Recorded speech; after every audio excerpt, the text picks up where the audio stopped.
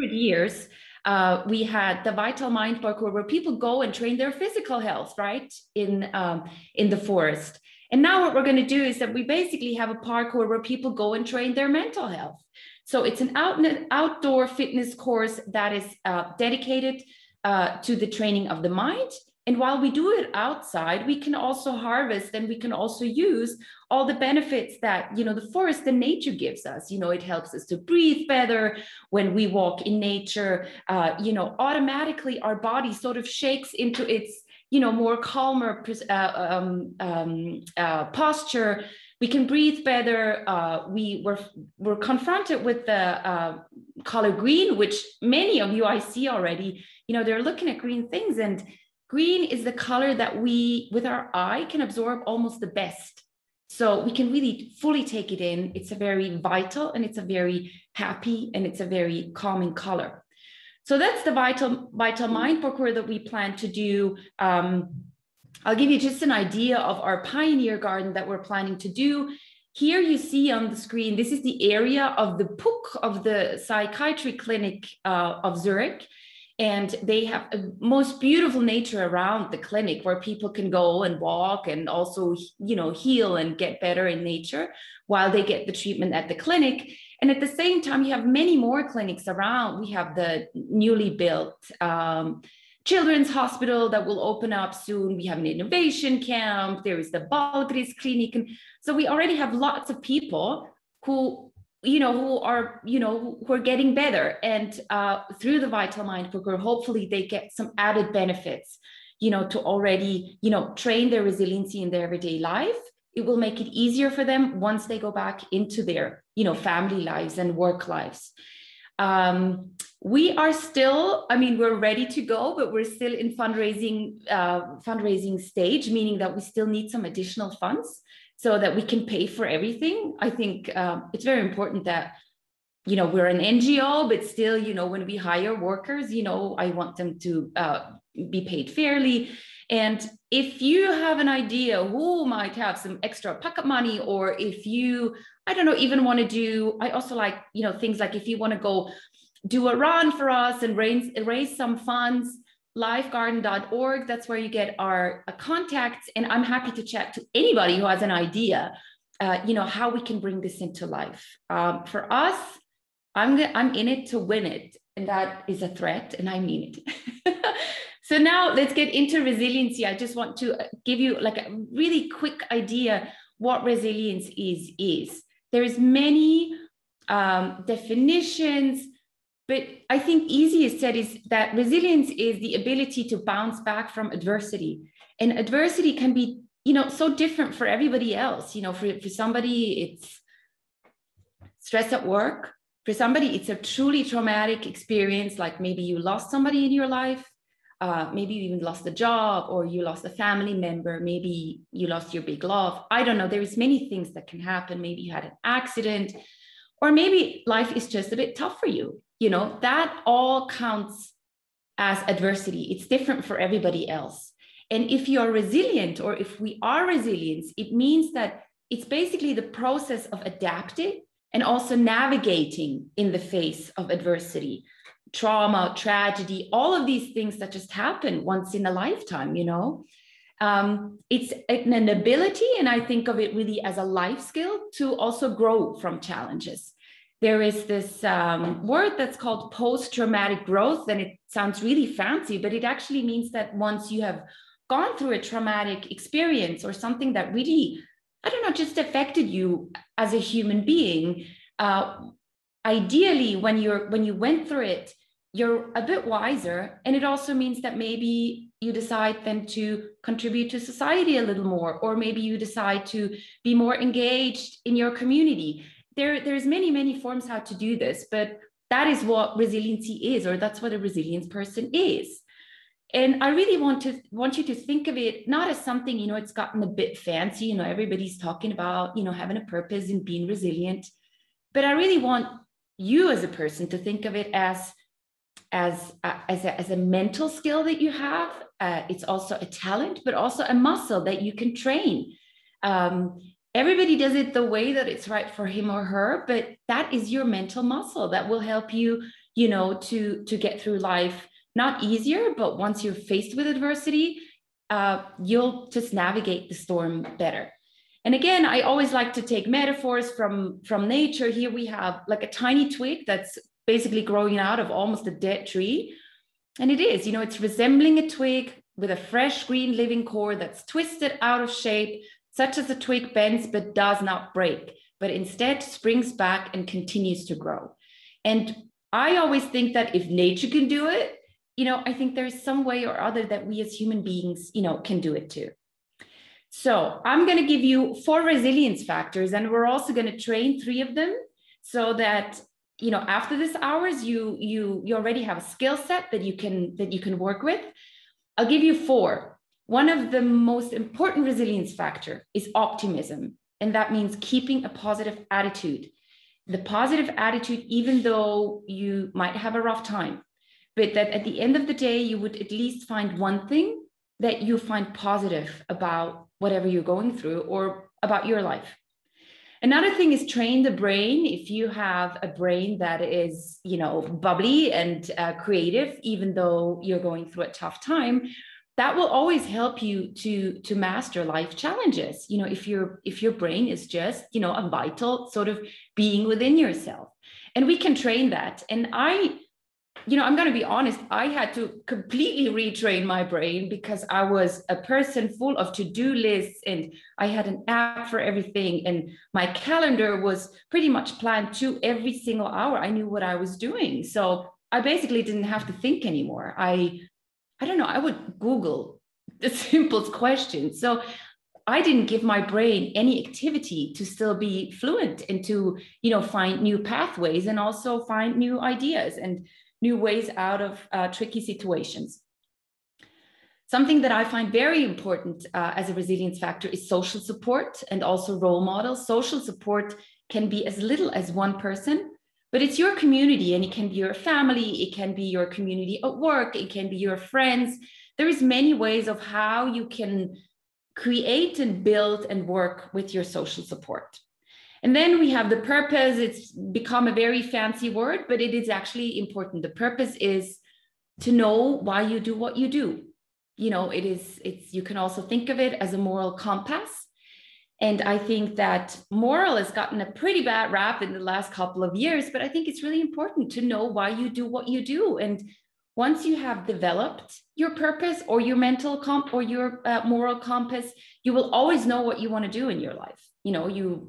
I don't know. I personally, I was sort of given a mental or a moral compass by my grandmother.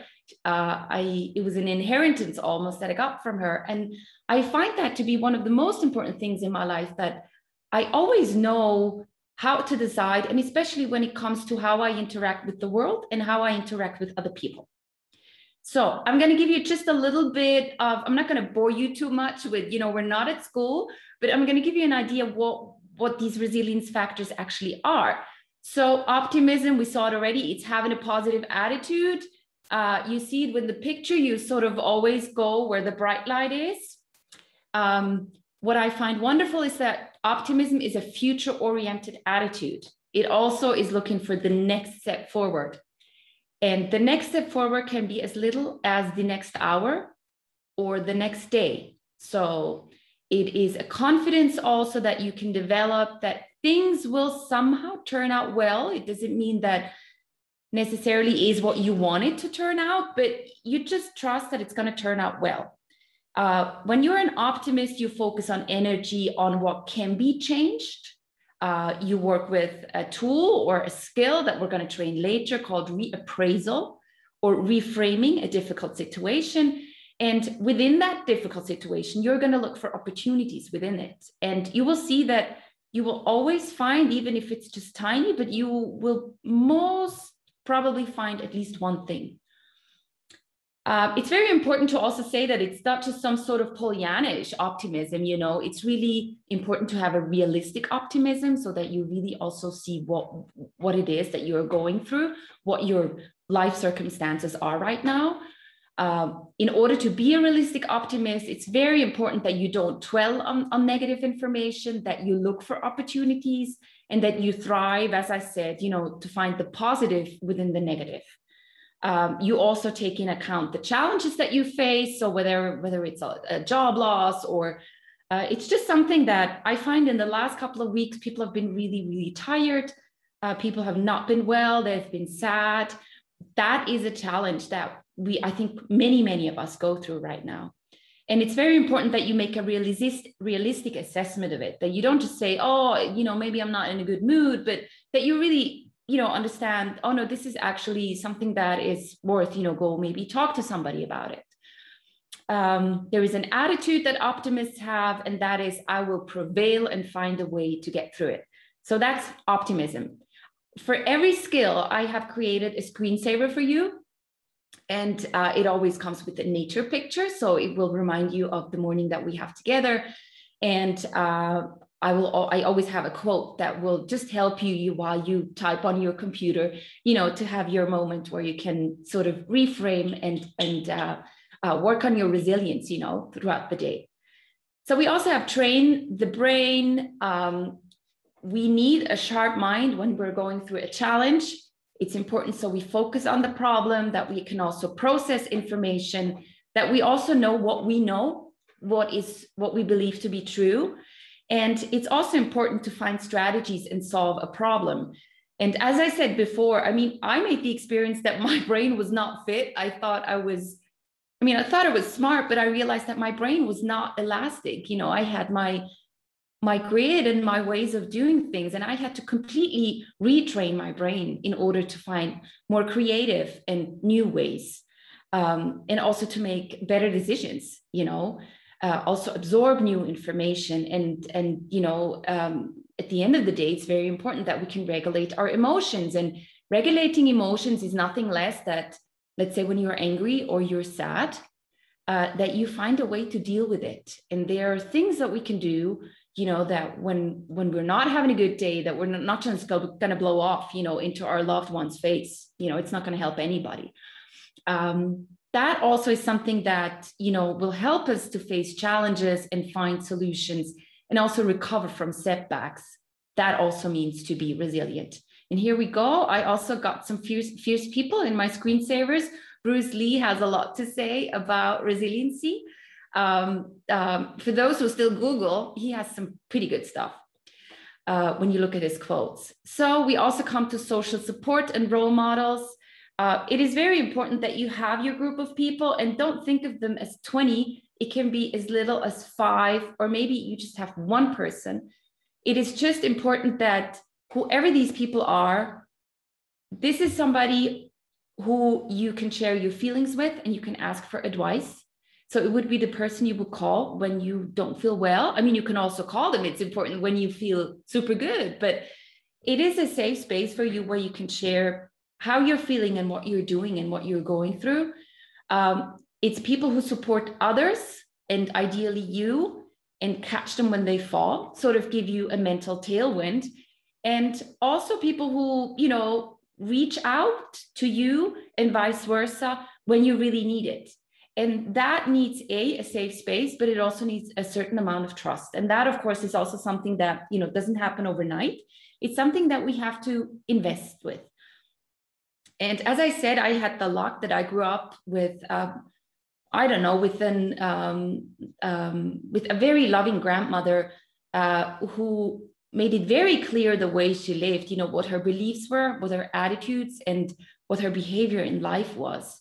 I have many role models, but to this day, she is the most important. She's gone since 10 years, but she's still here.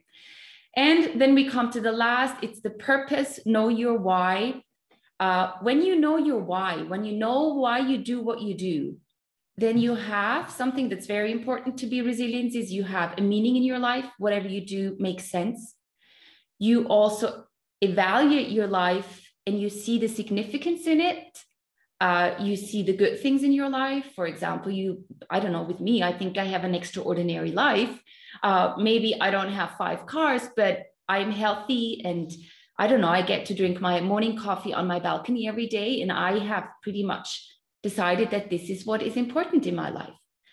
And I also have a very strong sense of belonging to the people around me and in my community.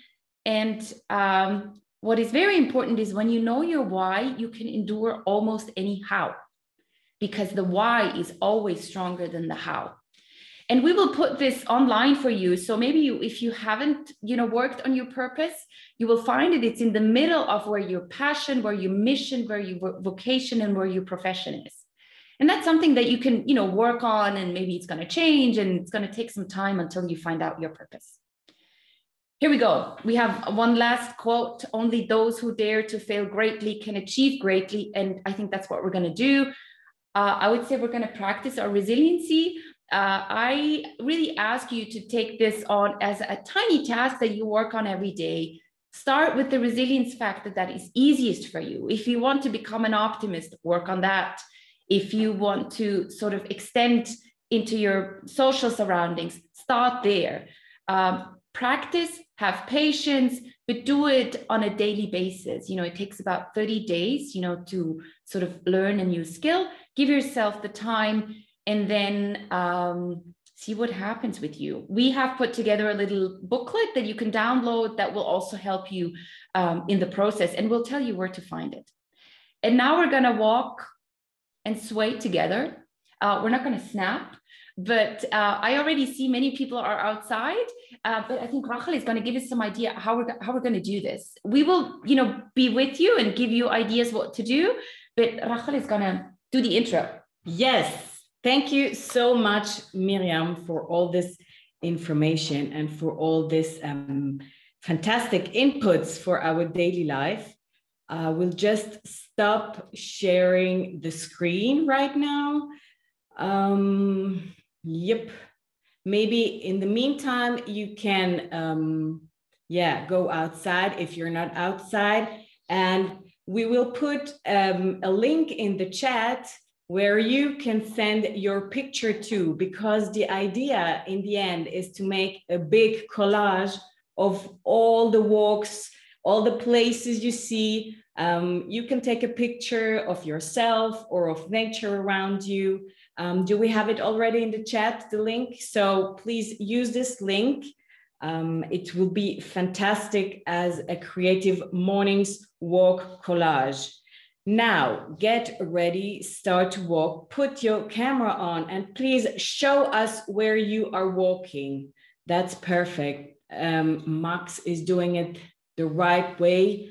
I don't see a lot of cameras on, which is okay. Karen, she's on a lovely place, flow, fantastic. So, I think we might be ready. Did I forget something? No. So please listen carefully to what Myriam will tell you now, and just enjoy your sunny morning with us. Thank you very, very much. All right, I'm back.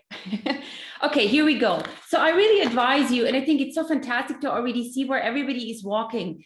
It's also, if we think of it as a metaphor, I think it's awesome that we see how our pathways are also different, but at the same time, we're walking together. So if everybody can, put their cameras forward so we see where you walk, that's wonderful. Oh, look, I'm walking on, I think that's Zielfeld. Is that Zielfeld? Oh, it's just beautiful. All right. So I'll give you, for 3 resilience skills, I'll give you an idea, how you can train it right now. And I think we are gonna start with the brain, right? Wherever you are, can you see green? It can be outside, but maybe it's also inside. Go and focus and try to find green. And then maybe just focus on that a little bit, take it in, soak it up, enjoy it. So as I said, this is one of the colors that our eye and our brain can absorb the best. We can really fully take it in. So it's, as I said, it's a very optimistic, it's a very vital color. So whenever I look at something green, it's just like an automatically, it's a refreshment. Oh, I see Ketty even has green pants on. I love that. All right. So now wherever you walk, think of the path that you usually take. Take a look at that. Right. And now you're going to take another road. Whether you have to turn around or have to take a right or a left turn, do that.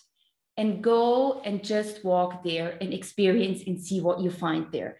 That is a very, very simple thing how you can train your mind, because by the way, the way you go to work or wherever if you go shopping, we always tend to use the same path. So if you just change that, you discover something new, maybe you can talk to somebody. And that is something that I find one of the easiest ways to train your brain.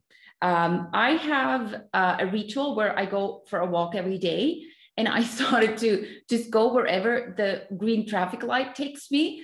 I think it's good luck, that, I don't know, my pathways are always open. I can just walk on, but it's just interesting. It leads me all around the city, and it always brings me back home, which is amazing.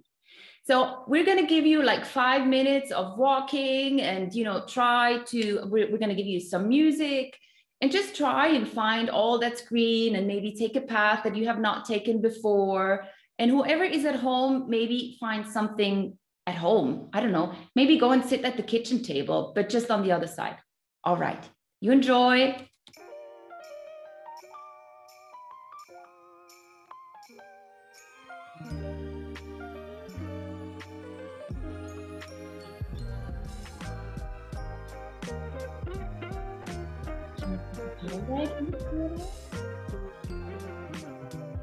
So it's super beautiful to see where everybody is walking. I think Sarah must be somewhere in an art garden, if I'm not mistaken. So, keep your pictures coming. We already have a beautiful gallery that we would love to share with you. And then Michael, he put something in the chat that's really important. He said, wouldn't Fronarbeit or Freiwilligenarbeit also be a good path to resilience? And that, of course, is true. That is something that has to do with your purpose, sort of to do something that's above yourself, that's within yourself, but above yourself, contributing to society is very important. And it's very good to also see your place in the world. So it can be something very small, help out your neighbor, or, go change your city. It all counts. So we have the next resilience skill that I'd like to introduce you to, and we had social connections. And so for the next song, I want you to keep on walking, think of 3 people. Maybe you're only going to come up with 2, but try to think of 3 people who are your people, meaning that these are the people who truly understand you. These are the people who support you, the ones that you trust, the ones that you would go and pick up the phone and call, whether you're feeling super good or whether you're having a really tough time. And I want you to think, who are these 3 people, and what are you going to do today with them or for them? You can give them something as small as a call. You can pay them a short visit, as good as possible during these times. You can write them a card. Ideally, it can be something so simple that you give them a call and just tell them, maybe you tell them thank you, or you just let them know why they are your people. So I'm going to add some tunes to that, and I'm going to give you another 5 minutes to do that.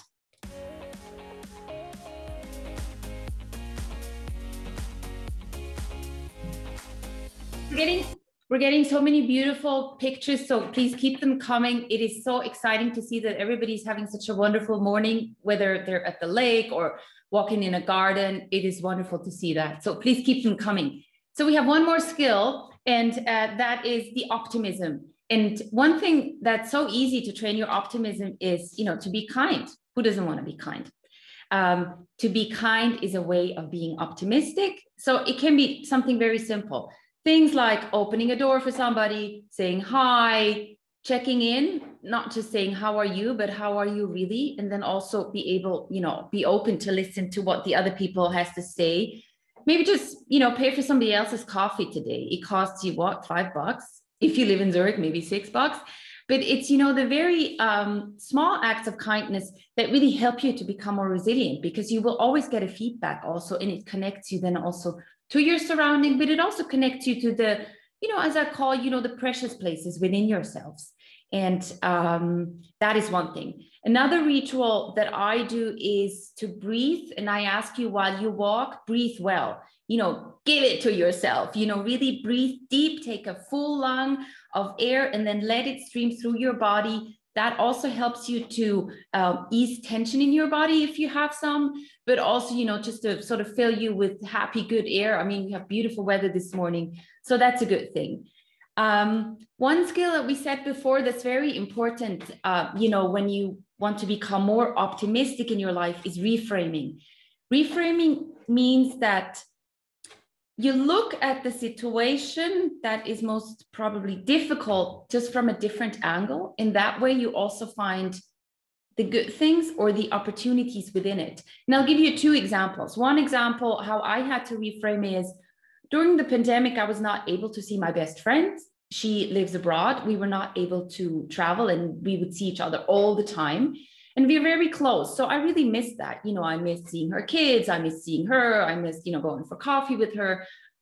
But, you know, through that, I also had to realize how we actually became closer, because we had to really make an effort and call each other, and we spoke every single day.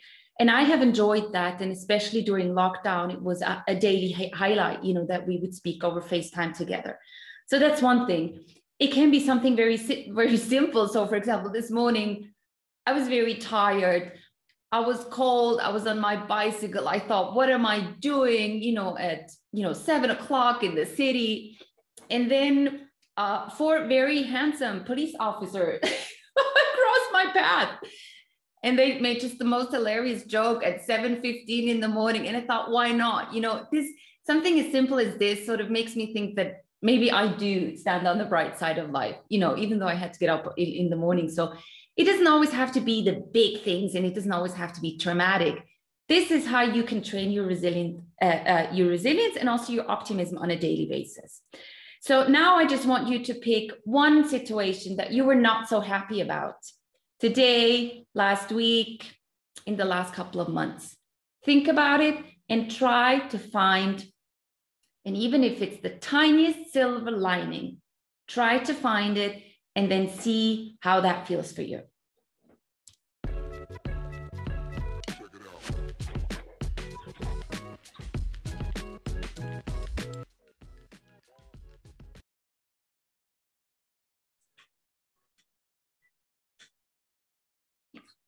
Mm-hmm.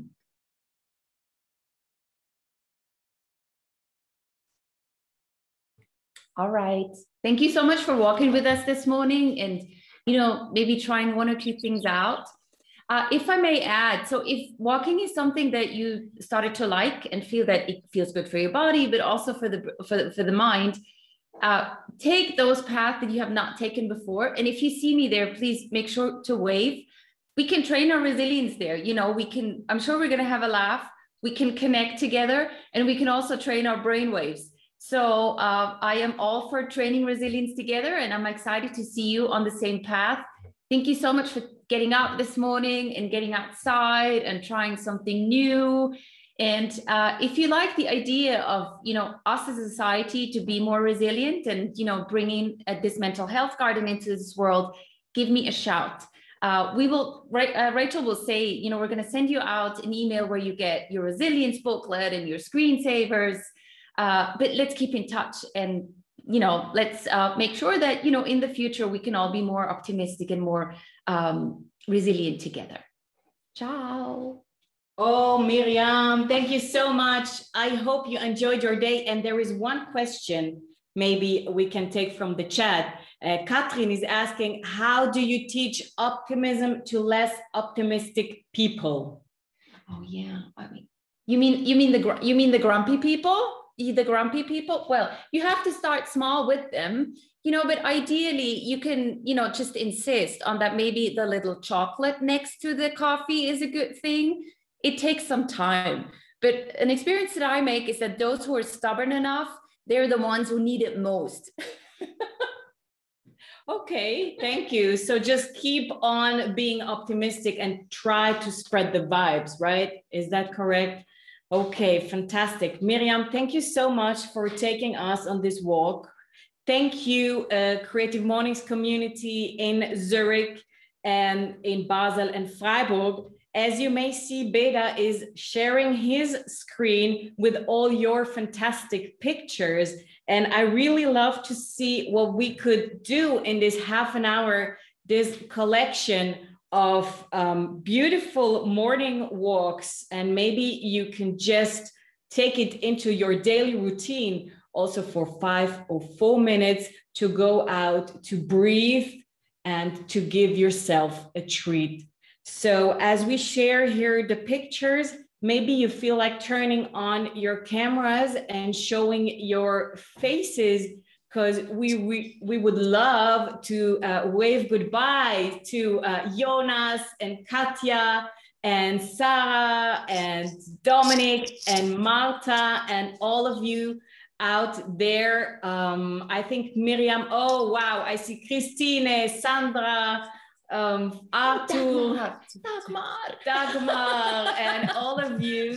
Oh, Nadine, and Catherine, hello. So we hope we gave you a good start to this day. We will play some music. Have a look on the pictures of your co-walkers. Yes. We can say we are all co-walkers today. And hope to see you soon again. As said, we will send you a follow-up email with all the information you need. And just don't forget to breathe. Yeah. So beda saan aan, and have a great day. Thank you, Myriam, for being with us.